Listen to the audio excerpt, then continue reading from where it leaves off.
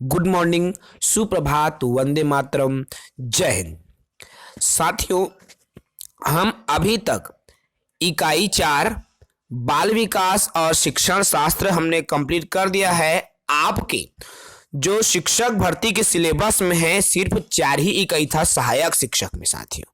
ठीक है, हमने कंप्लीट कर दिया है, लेकिन आज से जो हमारी क्लासेस चलेंगी, हमारे जो नोट्स है उसको लेकर चलेंगे। ठीक है, क्योंकि हम चाहते हैं कि पूरे जो इंपॉर्टेंट चीजें हैं, इंपॉर्टेंट फैक्ट हैं, उनको आपको बता सके। ठीक है ना। तो आज से हम नोट्स को लेकर चलाएंगे और उन चीजों को पूरी अच्छे से हम समझा देंगे ताकि आपका जो एग्जाम है अच्छे से कवर हो। ठीक है, तो चलिए, बिल्कुल हम ज्यादा देर नहीं करेंगे। जो भी साथी पहली बार हमारे चैनल को विजिट कर रहे हैं, पहली बार देख रहे हैं, तो चैनल को सब्सक्राइब जरूर करें ताकि आपको सहायक शिक्षक की 100% तैयारी हमारे चैनल के माध्यम से हो जाए। साथियों, अभी तक बात करें हम तो 2 ही सब्जेक्ट शेष बचा हुआ है, जिसमें आपका देखिए 2 सब्जेक्ट्स में क्या क्या सब्जेक्ट्स हैं जिनकी प्रिपरेशन बची हुई है। तो उसमें आपका है एक हिंदी, ठीक है ना, हिंदी है, प्लस एक तो हिंदी विषय है जिसकी तैयारी अभी बची हुई है, और जो 10 नंबर का सामान्य ज्ञान है ना, सामान्य ज्ञान। बस यही 2 टॉपिक बचा हुआ है, बाकी सभी टॉपिक लगभग समाप्ति की ओर है, अर्थात 3-4 टॉपिक तो ऑलरेडी कंप्लीट है साथियों। गणित चल रहा है, वो भी जल्द होगा, और जनरल नॉलेज की क्लास भी हम जल्दी कंप्लीट करने की कोशिश करेंगे। ठीक है, तो चलिए आज की जो सेशन है शुरू करते हैं। सभी साथी जुड़ जाइए। देखिए, इंटेलिजेंसी, बुद्धि है ना भाई। अब बुद्धि को ही क्या बोलते हैं? इंटेलिजेंसी बोलते हैं। तो इसमें जो 5 बिंदु आपको स्क्रीन पर शो हो रहा है उसको बिल्कुल आप रट लो, क्योंकि जो बुद्धि से रिलेटेड आपका प्रश्न बनेगा इन्हीं 5 टॉपिकों में से बनता है साथियों। ठीक है, देखो, बुद्धि क्या है? समस्याओं को सुलझाने में मदद करता है ना। कोई भी समस्या है, जब तक आपका जो दिमाग है ना भाई, जब तक आपका दिमाग उस समस्या को लेकर चिंतन नहीं करेगा, सोचेगा नहीं, तब तक एक निष्कर्ष की ओर नहीं पहुंचेगा या एक हल की ओर नहीं पहुंचेगा। तो क्या है? बुद्धि ही समस्याओं को सॉल्व करने में हेल्प करता है। बुद्धि एक मल्टी डायमेंशनल अर्थात बहुआयामी होता है। डायरेक्ट उठा के पूछते हैं, सीजी टेट की परीक्षा में आपका आ चुका प्रश्न है साथियों। ठीक है, बुद्धि क्या है?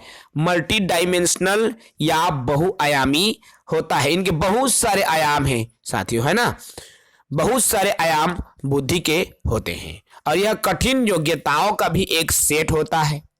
ठीक है, देखिए, बुद्धि क्या है? यह मानसिक क्षमता भी है। मानसिक क्षमता क्यों बोलते हैं? क्योंकि बुद्धि अर्थात दिमाग से है, और दिमाग ही मानसिक है ना भाई। दिमाग, मन, भाई जब तक आप दिमाग से किसी भी चीज को मानसिक रूप से सक्षम नहीं हो, तब तक क्या आप उसको हल कर पाओगे? कतई नहीं। तो क्या है? बुद्धि मानसिक को भी व्यक्त करता है, या मानसिक ही है कह सकते हैं। ठीक है ना भाई। उसके बाद वाली बिंदु पर आओ। देखो, बुद्धि क्या है? परिवर्तनशील होता है, अर्थात बुद्धि निरंतर बदलते रहता है। कैसे बदलता है भाई? देखो, मान लो मैं किसी छोटे से बालक को देखा हूं। कब देखे हो? जब वह 5 साल के री से, तब मोर दिमाग में एक छवि बने रही से कि लइका नान बुटी रही से। जब वही लइका लम है 10 साल बाद देखे हो तो वह 15 साल की उम्र से तो बड़ जानिक दिखी है ना भाई। हमारे दिमाग में परिवर्तन हो गए ना। पहले वो छोटे रही से तो भाई ओकर छवि अलग बने रही से दिमाग में, है ना। और जब वह बाढ़ गिस तो ओकर फिर से छवि अलग बनी, है ना। तो यही क्या है? बुद्धि भी क्या है? परिवर्तनशील होता है। ठीक है ना। अब अगला बिंदु, बुद्धि अनुकूलन स्थापित करने में हेल्प करता है। अब देखो, एडाप्टेशन, अनुकूलन क्या होता है? तो अनुकूलन अर्थात, अब देखो यहां अब मान लेवा आप मन ला कोई ठंडा इलाका में जाना है, जैसे कई ठन गांव में का है लद्दाख में काम बूता करे बर जाथे, है ना। अब हमन गर्म इलाका में रहथन, अब ओला ऐसना जगह में रहना है जहां बर्फ ही बर्फ अर्थात बर्फ गिरथे, वहां बहुत ज्यादा ठंड। तो भाई 1-2 दिन लागी ओला, ओकर बाद जो ओहा ओ माहौल में ढल जाथे, वो जो माहौल में ढले के काम कौन करथे तो हमार बुद्धि ही करथे, है ना। अर्थात यही बुद्धि है जो कि वहाँ अनुकूलन स्थापित करने में का करथे, मदद करथे। ठीक है ना भाई। तो ये तो रहा बुद्धि क्या होता है, उनकी जनरल जो इंट्रोडक्शन भी कहें। ये जो 5 बिंदु है, यहाँ से क्वेश्चन लगातार बना हुआ है, आप इनको बिल्कुल दिमाग में बैठा लो। अब हम देखें बुद्धि के प्रकार कि बुद्धि के कितने प्रकार हैं। अब देखो ये जो बुद्धि है साथियों, है ना, तो बुद्धि के 3 प्रकार होते हैं। अभी जो बुद्धि के 3 प्रकार हैं वो क्या क्या हैं उनको भी याद रखो, क्योंकि एक बार ये प्रश्न सीजी टेट में आ चुका है। जी हाँ साथियों, इसीलिए हम बिल्कुल मोस्ट इंपॉर्टेंट बिंदु पर ही चर्चा कर रहे हैं। इकाई को तो हमने कंप्लीट कर लिया है, ठीक है। तो चलिए देखिए, थॉर्नडाइक ने बुद्धि के प्रकार बताए हैं। तो थॉर्नडाइक के अनुसार बुद्धि के 3 प्रकार हैं, है ना। जो थॉर्नडाइक हैं, मनोवैज्ञानिक हैं, उन्होंने बुद्धि के 3 प्रकार बताए हैं। और ये जो है, एक तो है आपका मूर्त बुद्धि, ठीक है, मूर्त बुद्धि। दूसरा अमूर्त, और तीसरा सामाजिक। ठीक है, मूर्त बुद्धि, अमूर्त बुद्धि और सामाजिक बुद्धि। अब इन्हीं तीनों के बारे में हम विस्तार से चर्चा करेंगे। तो देखिए, अमूर्त बुद्धि जिन्हें कॉन्क्रीट इंटेलिजेंसी बोलते हैं, यहां पर मैं लगातार जब भी आपसे क्लास ले रहा हूं आपका, तो आपको मूर्त से बार बार मैं मूर्त के बारे में बता रहा हूं। साथियों, क्या होता है मूर्त? मूर्त अर्थात ठोस चीज, है ना, जो हमार आँखी में दिखाई देते, जिल हमन छू सकत हन, जिल हमन अनुभव कर सकत हन, वही का होते, मूर्त होते, है ना भाई। लगातार मैं बताता हूं, याद रखो मूर्त काय और अमूर्त काय। अमूर्त अर्थात ठोस। तो देखिए, मूर्त बुद्धि से तात्पर्य जो चीजें मूर्त रूप में हमारे सामने होती है ना, जिन्हें हम प्रत्यक्ष देख सकते हैं, छू सकते हैं, कार्य कर सकते हैं, मूर्त बुद्धि के अंतर्गत। अब इसी बुद्धि में क्या आएगा, देखो मैकेनिक, भाई कोई भी मैकेनिक है, वो मैकेनिक का कार्य करेगा तो ऐसी थोड़ी कर पाएगा जी, जब तक वो उस कार्य को देखेगा नहीं, खुद करने की कोशिश नहीं करेगा, तब तक कोई मैकेनिक सीख नहीं सकता या बना नहीं सकता, है ना। तो ये क्या है, मैकेनिक मूर्त बुद्धि में आता है। कोई कारीगर हम ले लीजिए, तो कोई कारीगर है, वो भी क्योंकि स्वयं उस काम को कर रहा है, ये सभी क्या है, मूर्त बुद्धि के अंतर्गत आते हैं। बात करें अमूर्त, अब अमूर्त अर्थात अदृश्य भी कह सकते हैं, जो हमें दिखाई नहीं देते, है ना। तो जो बुद्धि हमें दिखाई नहीं देती, सिर्फ और सिर्फ क्या है, भावनाओं विचारों से संबंधित होती है।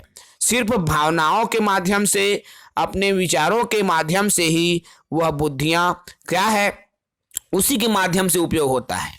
जैसे कवि, है ना, तो कवि क्या है, वो सिर्फ अपने विचारों को, अपने भावनाओं को व्यक्त करता है। क्या उनके विचार को देख पाएंगे? क्या उनकी जो भावना है उनको हम देख पाएंगे साथियों? तो कतई नहीं।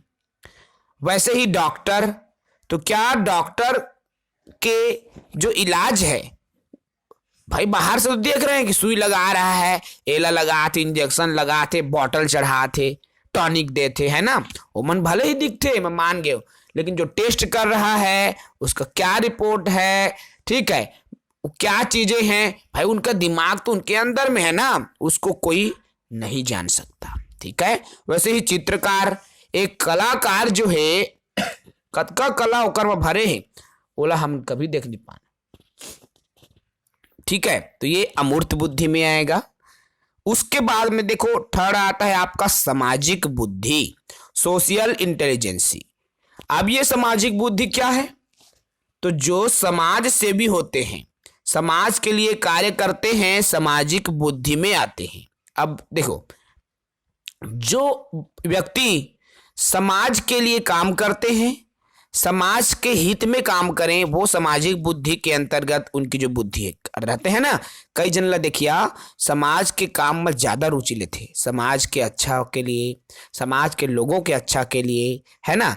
जैसे कई नेता तो सामाजिक बुद्धि में आता है ना भाई, क्योंकि समाज के लिए बने होते हैं। भले ही आजकल के नेता क्या है, नेता के जो प्रोफेशन है उसको बदनाम कर दिया है, इसलिए हम नेता मतलब उसको कभी अच्छाई से नहीं देखते, जबकि नेता मतलब अच्छा ही होना चाहिए, है ना।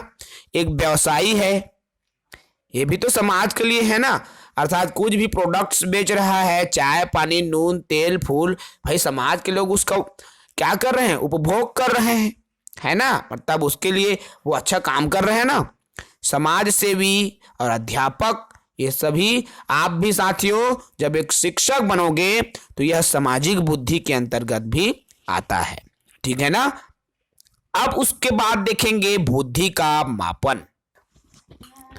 चलिए आप देखो बुद्धि लब्धि व उसका मापन कैसे करते हैं, है ना भाई। बुद्धि लब्धि IQ बोलते हैं। अब देखो 1916 में टर्मन के द्वारा बुद्धि लब्धि का संशोधित सूत्र दिया था, है ना। अब बुद्धि लब्धि का संशोधित सूत्र किसने दिया था?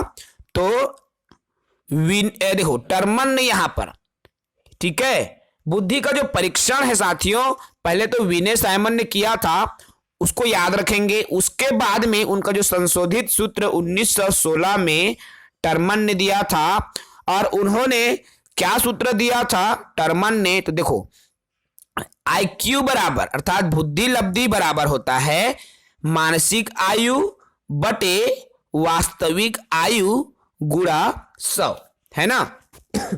ये सूत्र दिया था मानसिक आयु बटे वास्तविक आयु गुणा 100। इस सूत्र में मान रख करके उनकी बुद्धि लब्धि कितनी है वो जान सकते हैं, ठीक है। यहां से क्वेश्चन 1-2 बार बना हुआ है साथियों, बुद्धि लब्धि से जुड़ा प्रश्न।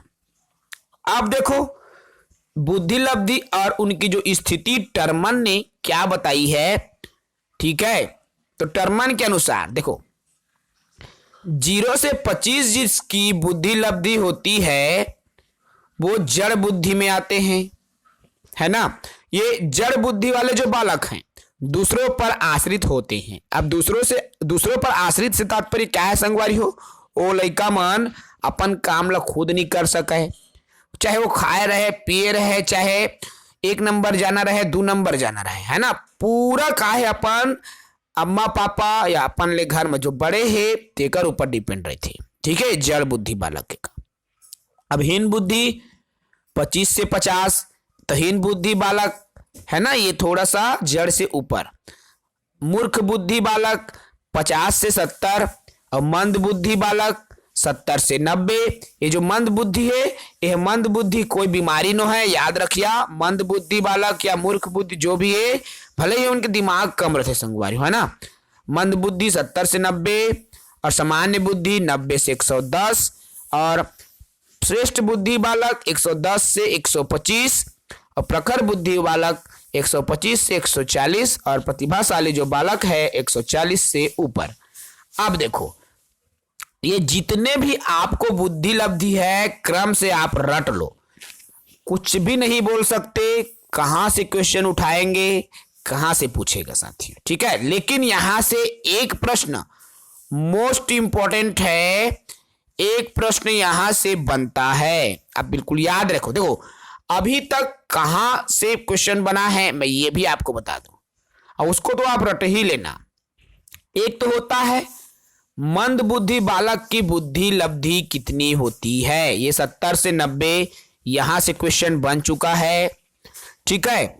उसके बाद एक आता है प्रतिभाशाली बालक की जो बुद्धि लब्धि कितनी होती है 140 से ऊपर, ये प्रश्न। तो ये 2 प्रश्न ऑलरेडी बना हुआ है, आप याद रखो। देखो मोस्ट इंपोर्टेंट में ये 3 चीजें आती है, लेकिन सबको याद रखो एक तो मंद बुद्धि बालक है जो कि 70 से 90 भी होती है, और कभी कभी यहां भी लिखा रहता है, मतलब उसके अंदर के बीच में है, कुछ भी हो सकता है ना। अब देखो 70 से 90 है तो आप याद रखना साथियों, अगर 70 से 80 बोले तब भी मंद बुद्धि में आएगा, 79 बोल रहा है तब भी, ठीक है, उसके अंदर तो आ गया ना भाई। जिस मान के अंदर में मंद बुद्धि को लेना चाहिए, उस मान के अंदर में यदि मंद बुद्धि आ रहा है तो उसको आप मंद बुद्धि में लोगे। याद रखना इस बात को, कभी कभी पेपर हॉल में घुमाने के लिए 70 से 90 देने के बजाय 70 से 72 देगा, 70 से 80 कुछ भी दे सकता है ना।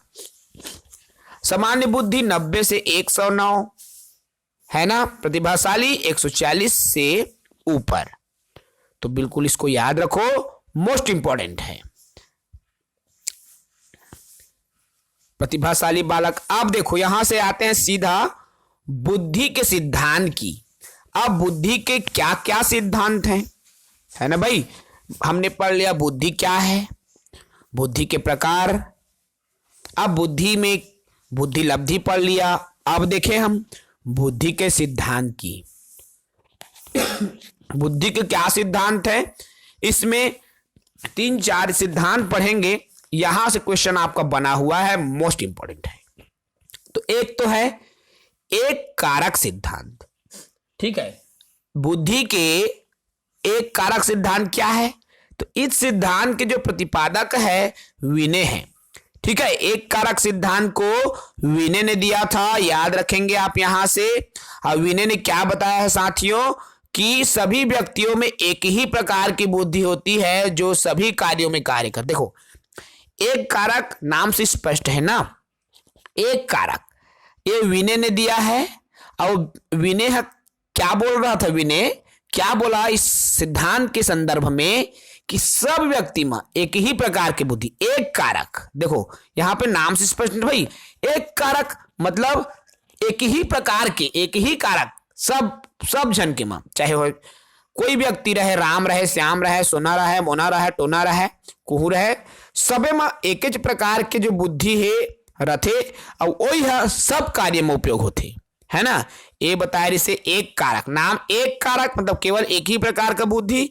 बस इसी बारीक को आप समझो और उसके हिसाब से ही इसके परिभाषा को आप याद करो, ठीक है ना भाई। अब एक कारक को दिया था विनय ने, ठीक है। अब दूसरा है द्विकारक सिद्धांत। तो देखिए द्विकारक सिद्धांत के जो प्रतिपादक हैं स्पीयरमैन है। इन्होंने बताया कि बुद्धि अब दो तत्वों से मिलकर, देखो अब यहां आ गया द्विकारक। हमने कहा एक कारक में सभी प्रकार के मनुष्य में एक ही, देखिए सब मनुष्य में एक ही प्रकार की बुद्धि होती है एक कारक में। अब यहां द्विकारक मतलब दो प्रकार की बुद्धि मनुष्यों में पाई जाती है, अर्थात दो तत्वों से मिलकर बनता है बुद्धि, ठीक है ना भाई। अब दो कारक मतलब दो तत्वों से मिलकर बनता है, और ये दो तत्व क्या क्या है, एक तो जनरल तत्व है और दूसरा विशिष्ट तत्व है। और जनरल तत्व अर्थात जी, और विशिष्ट तत्व अर्थात एस। जी और एस क्या है ये भी आ चुका है साथियों, बिल्कुल एकदम बारीक को पूछ देते हैं। तो जी और एस भी आ चुका है, आप इसको भी याद रखो। यहां से जब क्वेश्चन बना है तो आपका बिल्कुल चूकना नहीं चाहिए, ठीक है ना। अभी देखो ये जो सामान्य तत्व क्या है जी, तो जनरल इसलिए जी बोलते हैं, और विशिष्ट मतलब स्पेसिफिक इसलिए विशिष्ट है, इसको भी याद रखो।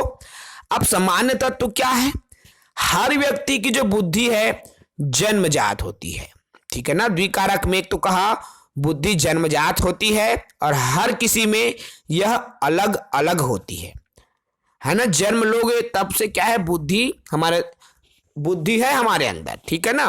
और ये कि हर व्यक्ति में ये क्या है, अलग अलग होती है, एक बताया। दूसरा क्या है, यह दूसरे से अर्जित करने वाली। देखो अब बुद्धि को इन्होंने दो बताया, एक तो जन्मजात, स्पीयरमैन ने दो प्रकार के बताया। पहला तो बताया जन्मजात और दूसरा अर्जित, अर्थात एक तो बुद्धि जन्म से रहेगी और दूसरा समय के साथ हम उसे सीखते हैं, अर्जित करते हैं, ठीक है। तो ये दो चीजें बताई है द्विकारक सिद्धांत में स्पीयरमैन ने, ठीक है साथियों। अब तीसरा बिंदु है, देख लो, समूह कारक सिद्धांत। अब ये समूह मतलब बहुत सारे बुद्धि आ गया जी, है ना। परिभाषा में ही सब कुछ छिपे है संगवारी हो। यदि आप मन परिभाषा ला अच्छे से समझ गया, जो नाम ही है परिभाषा में झंझावत जी, जो नाम ही है वही नामे ला अगर समझ गया ना तो परिभाषा आप ऐसने बना दहा। अब समूह मतलब बहुत सारे बुद्धि, ठीक है। तो इस सिद्धांत के जो प्रतिपादक हैं समूह कारक के थर्स्टन हैं। इन्होंने बताया कि बुद्धि कई प्रकार की योग्यताओं का मिश्रण है, ठीक है। समूह कारक में थर्स्टन ने बताया कि बुद्धि में बहुत सारे योग्यता शामिल होते हैं और यह जो समूहों में पाई जाती है, अर्थात उन्होंने 7 प्रकार के मानसिक योग्यताओं का समूह बताया है बुद्धि को। अब क्या क्या शामिल होता है बुद्धि में, तो देखिए, एक तो है शाब्दिक अर्थ क्षमता, अर्थात जिस बालकों में शब्दों के अर्थ समझने की योग्यता अधिक होती है उसमें शाब्दिक अर्थ क्षमता वाली बुद्धि ज्यादा होती है ना। और जिसमें गणित में जो देखो, आप मन देखिया संगवारी हो, अगर आप मन दूसरी तीसरी चौथी पांचवी छठवीं सातवीं आठवीं कोई भी कक्षा ला पढ़ात रहा, 10वीं 12वीं कहूँ ला पढ़ा, कई जन लइका मन का है हिंदी गणित ये सब्जेक्ट मन में, देखो गणित नहीं कहूँ मैं, हाँ हिंदी अंग्रेजी मन में का है वो लइका मन कठिन कमजोर रहते, लेकिन गणित ला भारी जानते, गणित में बढ़िया होशियार रहते वो लइका मन। काबर रहते, काबर के ओमन के माँ जो गणितीय योग्यता ज्यादा रहते, गणितीय योग्यता संबंधित जो बुद्धि है ना ज्यादा होने की वजह से वो लोग उस क्षेत्र में ज्यादा इंटेलिजेंट रहते हैं, ठीक है। एक है अवधारणात्मक योग्यता, तो दिमाग में अवधारणाओं का बनना, ठीक है, वो योग्यता। और एक है स्थानिक बुद्धि, तो मानसिक, देखो कई बालक क्या है मानसिक बुद्धि, अर्थात उनके दिमाग में अनेकों छवि बनने लगते हैं, वो चित्रकार बनता है, मूर्तिकार बनता है ना भाई। बचपन ले देखिए नाना लइका मन कछु कछु के मूर्ति बनात रहते, तो आप मन समझ जा कि एकर में मूर्तिकारी चित्रकारी के कला आवत है करके, है ना। एक है अवधारणात्मक, देखो आगमनात्मक, सॉरी साथियों, इंडक्टिव मतलब होता है आगमनात्मक, ठीक है। अब आगमनात्मक तो आगमन संबंधित, तो आगमनात्मक में क्या होता है, इसमें क्या है, देखो उसके सामने बहुत सारी परिस्थितियां आती है, ठीक है, उसी के हिसाब से वो उसका दिमाग बढ़ते जाता है, ये आगमनात्मक है ना।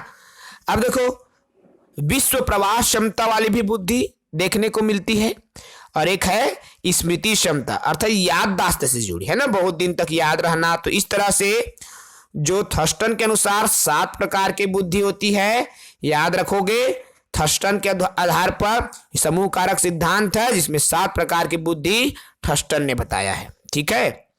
अब देखो एक आता है यहाँ हावर्ड गार्डनर का बुद्धि का सिद्धांत। तो हावर्ड गार्डनर ने बुद्धि के कितने बताए हैं, 9 प्रकार बताए हैं, ठीक है ना। तो साथियों हावर्ड गार्डनर को हम कल पढ़ेंगे क्योंकि ये बड़ा टॉपिक है। हम क्लास 6 लेंगे, 6वीं क्लास लेंगे, जिसमें हावर्ड गार्डनर को और 1-2 और सिद्धांत है बुद्धि से जुड़ा, हम उस पर चर्चा करेंगे। आज की सेशन में हम इतना ही। देखो साथियों, ये जो मैं बता रहा हूं अब आप सबको नोट्स को लेकर बता रहा हूं। हमने सिलेबस कवर कर लिया है ऑलरेडी, लेकिन हम कोई चीज नहीं छोड़ेंगे। वो तमाम चीजें आपका बनना चाहिए, वो तमाम टॉपिक आपका क्लियर होना चाहिए, हमारा उद्देश्य है और हम इस उद्देश्य की ओर जरूर पहुंचेंगे साथियों। तो आज की सेशन में इतना ही, अगले सेशन में फिर चर्चा करेंगे एक नए टॉपिक के साथ, नई क्लास के साथ। जय हिंद।